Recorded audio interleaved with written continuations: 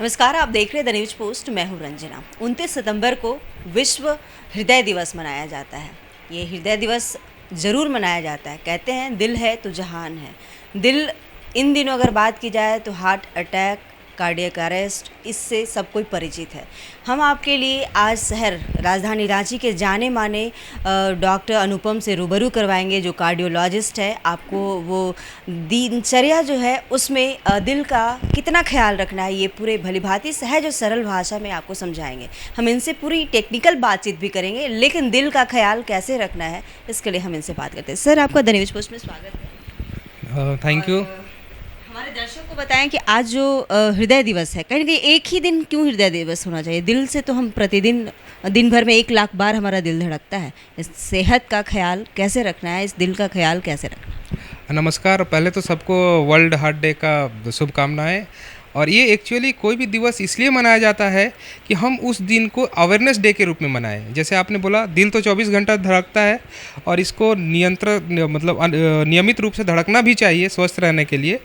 तो आज का दिवस सिर्फ इसलिए है कि हम लोग कुछ अवेयरनेस फैला पाएँ हार्ट के बारे में, हार्ट के बीमारियों के बारे में और हार्ट को स्वस्थ रखने के तरीक़ों के बारे में। तो आज यही हम लोग का इनिशिएशन भी इसी चीज़ के लिए है। तो वर्ल्ड हार्ट डे का ये मतलब नहीं है कि आपको अपने दिल का ख्याल सिर्फ एक दिन रखना है। इसका मतलब है कि आज के दिन आप कम से कम अपने अड़ोस पड़ोस में 5 लोगों को कम से कम अवेयर कीजिए, तब ये दिवस हम लोग मानेंगे कि सफल हुआ।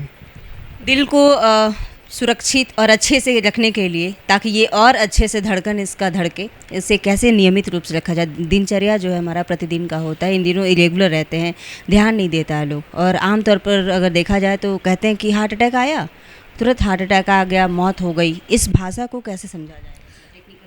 देखिए, हार्ट अटैक जो है वो आम लोगों के लिए बहुत कॉमन चीज़ है। किसी भी हार्ट की बीमारी जो इसमें इमरजेंसी पैदा हो जाए उसको लोग हार्ट अटैक के रूप में देखते हैं। लेकिन हम लोग टेक्निकली अगर देखा जाए तो हार्ट अटैक का मतलब हुआ जो कोरोनरी आर्टरी जो हार्ट को ब्लड सप्लाई कर रही है, उस नस में अचानक ब्लॉकेज आ जाए, उसको हम लोग हार्ट अटैक कहते हैं। कार्डियक अरेस्ट का मतलब हुआ हार्ट का अचानक रुक जाना।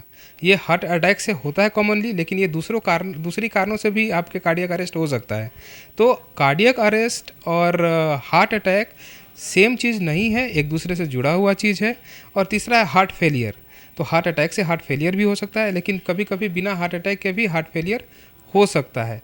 तो टेक्निकली अगर देखा जाए तो हार्ट अटैक सबसे कॉमन कारण है अभी के समय में हार्ट से रिलेटेड डेथ के, हार्ट से रिलेटेड मॉर्बिडिटी के। लेकिन हार्ट अटैक के अलावा भी कार्डियक अरेस्ट के दूसरे कारण है।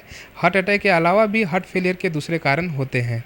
अभी के समय में स्मोकिंग यंग हार्ट अटैक के लिए सबसे कॉमन है। उसके अलावा ब्लड प्रेशर, शुगर, ये ऐसी जो रिस्क फैक्टर्स हैं वो हार्ट अटैक के लिए अभी सबसे कॉमन कारणों में से एक माना जाता है। प्रोसेस्ड फूड और प्रिजर्व्ड फूड से दूर रहें।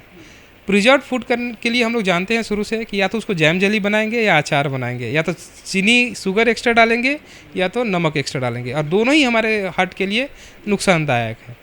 प्रोसेस्ड फूड का मतलब क्या हुआ? जितनी बार फूड को हम प्रोसेस करेंगे उसका कैलोरी वैल्यू बढ़ता जाएगा।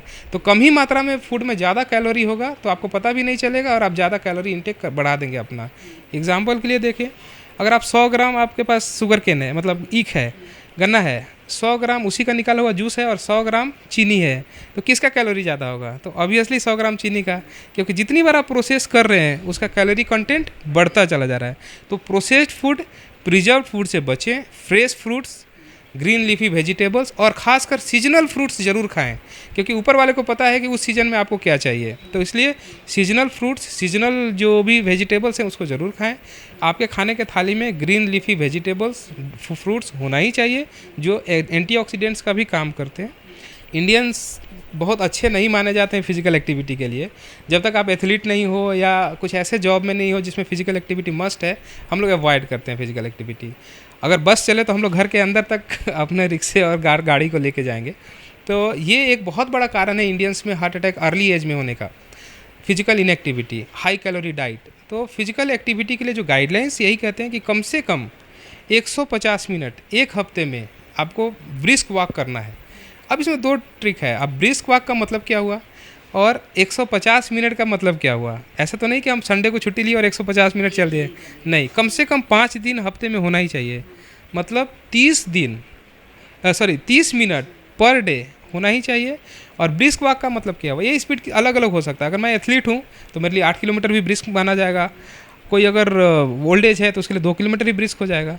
तो जिस स्पीड में लगभग एक लाइन बोलने में आपकी सांस फूलने लगे, उस स्पीड को आप मेंटेन कीजिए फिजिकल एक्टिविटी के समय।